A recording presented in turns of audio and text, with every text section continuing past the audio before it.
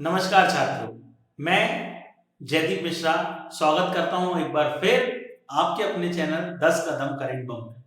10 कदम current बम जो regularly आपके लिए लेकर आता है उन 10 समसामयिक घटनाओं को जो आपके एग्जाम के लिए अत्यंत महत्वपूर्ण सिद्ध होंगी। क्या आप जानते हैं कि भारत के साथ कोई एक ऐसा राष्ट्र है जो एक ही वर्ष में 2 बार युद्धाभ्यास कर रहा है अपनी रणनीतिक स्थितियों को मजबूत करने के लिए? क्या आप जानते हैं कि भारत सरकार के द्वारा एक महत्वाकांक्षी परियोजना जिसे प्रारंभ किया गया था सन 2016 में, उसमें कुछ महत्वपूर्ण बदलाव किए गए? क्या आप ये जानते हैं कि भारत देश का वह कौन सा नागरिक था जिसने मात्र 18 साल की उम्र में पद्मश्री प्राप्त कर लिया था और किस कारण से पद्मश्री प्राप्त किया था? नहीं जानते हैं तो हमारे इस वीडियो के साथ लगातार बने रहें। आज हम 10 कदम करंट बम के अंतर्गत इन सभी पॉइंट्स के ऊपर ध्यान रखते हुए उन 10 महत्वपूर्ण पहलुओं को देखेंगे जो करंट इवेंट की नजर से आपके लिए बड़ा महत्वपूर्ण है। चलिए प्रारंभ करते हैं अपनी सीरीज को। पहला क्वेश्चन आप लोगों की स्क्रीन में कुछ इस प्रकार से कि भारत की 21वीं महिला ग्रैंड मास्टर कौन बन गई है? ये कोई और नहीं, ये हो गई है दीदी, दिव्या दीदी, मतलब दिव्या देशमुख। तो 15 साल की दिव्या देशमुख जी बुडापेस्ट, जिसकी राजधानी हो जाती है हंगरी, बुडापेस्ट, भैया हंगरी, अगर भूख लगे तो ब्रेड में पेस्ट लगा के खा लो, बुडापेस्ट। तो बुडापेस्ट जिसकी राजधानी हो जाती है हंगरी, वहां पर एक टूर्नामेंट हुआ है। वहां पर दिव्या देशमुख जो महाराष्ट्र की रहने वाली हैं, इन्होंने 9 राउंड में 5 अंक बनाए और 2452 मीटिंग हासिल करी। उसके बाद ये इंटरनेशनल मास्टर बनने में बस कुछ दूर और है, परंतु उसके पहले भारत की तो मास्टर बनी नहीं है। इंटरनेशनल ग्रैंड मास्टर बनने के लिए 2500 अंकों की जरूरत होती है, जो कुछ ही दूर है, जिसके बाद ये बन जाएंगी। याद रखिएगा, ये भारत की 21वीं ग्रैंड मास्टर बन चुकी है। ग्रैंड मास्टर किस फील्ड से संबंधित हो गया? तो ये क्या खेल रही है? चेस। ठीक है, शतरंज से संबंधित हो गया ये। ठीक, याद रखिएगा भारत के पहले ग्रैंड मास्टर कौन हुए हैं, जो मैंने आपसे पूछा था अभी। तो भारत के पहले ग्रैंड मास्टर हुए हैं विश्वनाथन आनंद। याद रखिएगा, भारत के पहले ग्रैंड मास्टर कौन हो गए हैं? विश्वनाथन आनंद, जिन्हें मात्र 18 साल की उम्र में 1988 में 1988 में 18 साल की उम्र में इन्हें क्या प्राप्त हो गया था? इन्हें प्राप्त हो गया था पद्मश्री।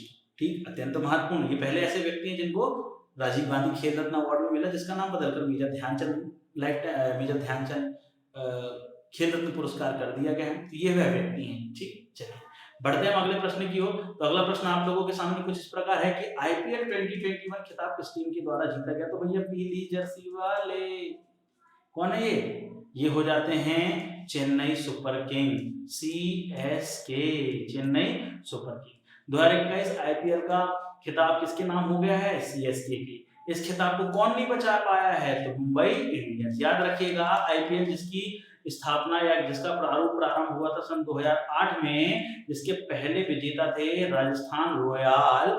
ठीक है, इसके सर्वाधिक विजेता हुए हैं मुंबई इंडियंस 5 बार, और इस वर्ष के विजेता कौन हो गए? चेन्नई सुपर किंग, जिन्होंने जीत लिया है किसको? महेंद्र सिंह धोनी की कैप्टनशिप में। नेक्स्ट, निम्नलिखित में से किस कंपनी के मुख्य कार्यकारी अधिकारियों ग्लोबल बिजनेस सस्टेनेबिलिटी लीडरशिप के लिए इस साल का प्रतिष्ठित सी के पहला पुरस्कार प्राप्त कर लिया? कोई और नहीं भैया, सबसे बड़ी कंपनी माइक्रोसॉफ्ट। याद रखिएगा, ब्लू चिप या कह सकते हो ब्लू 5 या बिग 5 कंपनियों में से एक कंपनी आती है। कौन सी? माइक्रोसॉफ्ट, जो लगभग 5 दशकों से टॉप में बनी हुई है ऑपरेटिंग सिस्टम के क्षेत्र में। क्यों? क्योंकि ये जो कंपनी है वो 1976 में स्थापित हो गई थी।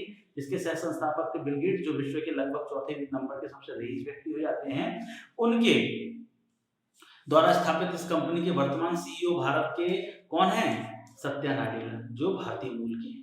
ठीक, तो इन्हें जो है यह सीके पहला पुरस्कार दिया गया है, बहुत महत्वपूर्ण। अगला नेक्स्ट प्रश्न आप लोगों की स्क्रीन में कुछ इस प्रकार है कि केंद्र सरकार ने अबॉर्शन संबंधी नए नियम अधिसूचित किए हैं, जिसके तहत कुछ विशेष श्रेणी की महिलाओं के लिए मेडिकल गर्भपात के लिए गर्भ की समय सीमा को 20 सप्ताह से बढ़ाकर कितना कर दिया है? 24। याद रखिएगा, कुछ ऐसी स्थिति जिसमें महिलाओं को प्रॉब्लम हो जाती है 5वें महीने के बाद, जिस दौरान उनको अबॉर्शन कराना अत्यंत महत्वपूर्ण हो जाता है, परंतु इनकी गाइडलाइन के अनुसार 20 सप्ताह से ऊपर नहीं जा सकता था, परंतु डॉक्टर की देखरेख में कुछ अनिश्चित स्थिति हो जाने के कारण अब इसे 24 सप्ताह तक कर दिया गया, लगभग 5 महीने से बढ़ाकर 6 महीने कर दिए गए हैं। किस व्यक्ति को कृषि और किसान कल्याण विभाग के तहत प्रधानमंत्री फसल बीमा योजना का मुख्य कार्यकारी अधिकारी नियुक्त किया गया है? तो याद रखिएगा, पीएमएफबीवाई वही योजना जिसकी मैं बात कर रहा था। तो प्रधानमंत्री फसल बीमा योजना जिसका प्रारंभ हुआ था सन 2016 में, जिसके अंतर्गत किसान की अगर फसल नष्ट हो जाती है तो किसान इस योजना के तहत इंश्योर्ड रहता है, जो कि अपनी बुवाई का लगभग 1.5 से 2% खर्च करता है इंश्योरेंस में अपनी पूरी फसल। अगर अच्छी हुई है तो बेच के मुनाफा कमा लो, और अगर मान लीजिए फसल बिगड़ रही है तो भैया आपको उतना तो मिल ही जाएगा जितना आपने लगाया है। अगर मान लीजिए आपका फसल बोने में 1 लाख रुपए खर्चा होता है तो उसका 1.5 से 2% लगभग कितना हो जाएगा, 1.5 से 2,000 रुपए। इतना आप इंश्योरेंस करवा लो, आपकी फसल हमेशा आपकी टेंशन फ्री। इस उद्देश्य से इसे लाया गया है, 2016 से इस योजना को क्या किया गया है, प्रारंभ किया गया। तो इसी के प्रमुख कौन बना दिए गए हैं, रितेश चौहान जी, सीईओ बना दिए गए हैं कौन, रितेश चौहान, याद रखिए।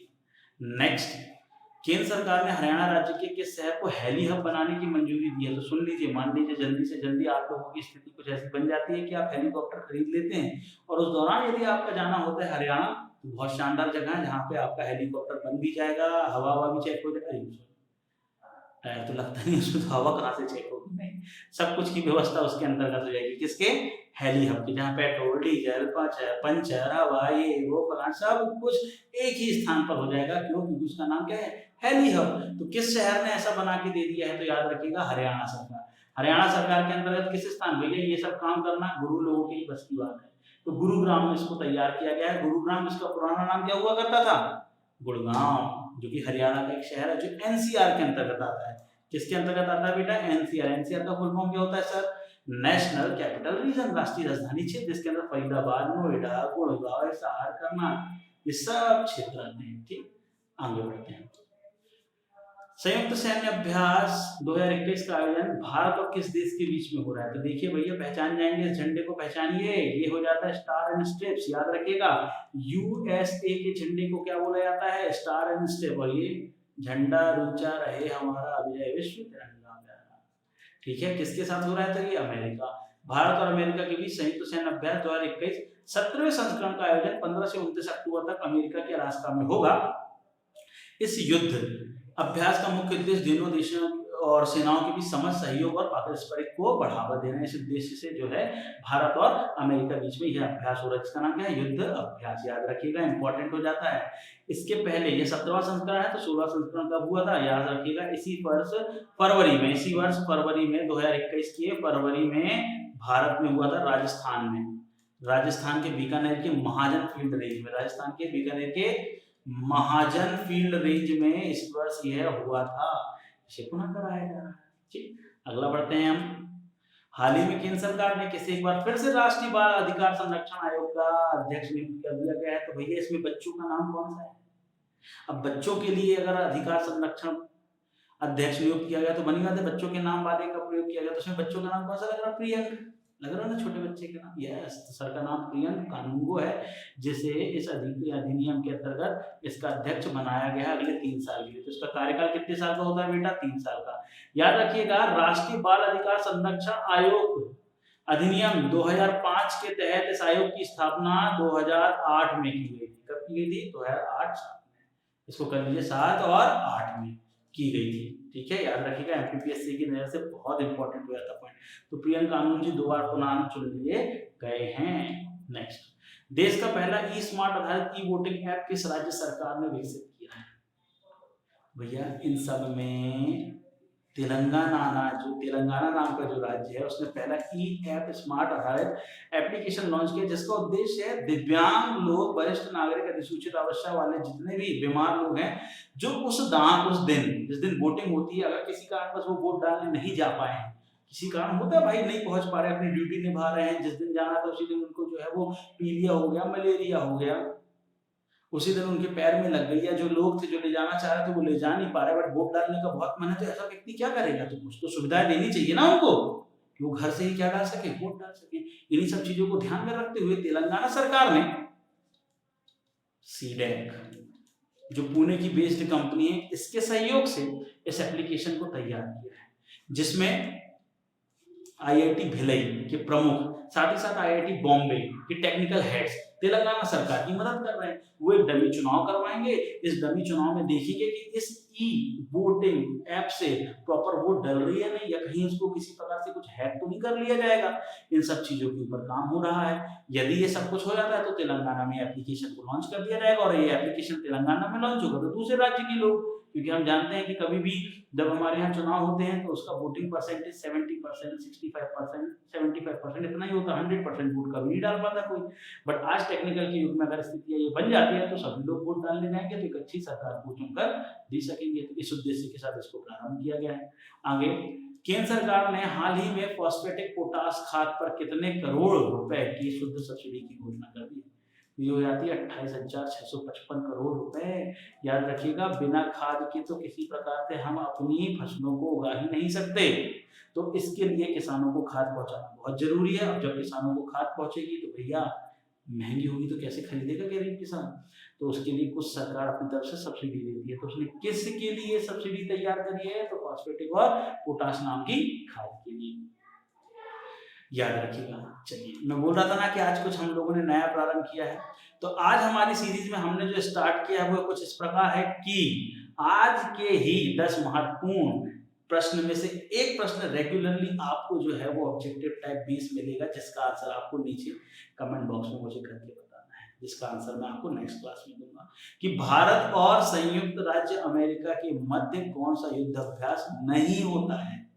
युद्धाभ्यास सेल्वेक्स, वज्र या हैंडल है। इस सीरीज को हमने स्टार्ट किया है। आप लोगों के आंसर से मुझे पता चलेगा कि इस सीरीज का आपको फायदा हो रहा है या नहीं। तो सभी लोग, आप लोग जितने भी ज्यादा से ज्यादा लोगों तक इसको स्प्रेड कीजिए, ज्यादा से ज्यादा लोगों तक इसको शेयर कीजिए, और हमारे चैनल को सब्सक्राइब कर लीजिए, और ज्यादा से ज्यादा लोगों तक इस इन्फॉर्मेशन को पहुंचाइए, और अपने आंसर प्लीज कमेंट बॉक्स में जरूर करके बताएं। मिलते हैं हम कल आपके साथ अगले अपने 10 के दम करंट बम के अंतर्गत की अगली सीरीज में, जहां हम आपको पुनः उन सभी तथ्यों से मिलवाएंगे जो आपके एग्जाम के लिए बड़ी ही लाभकारी सिद्ध हो सकती है।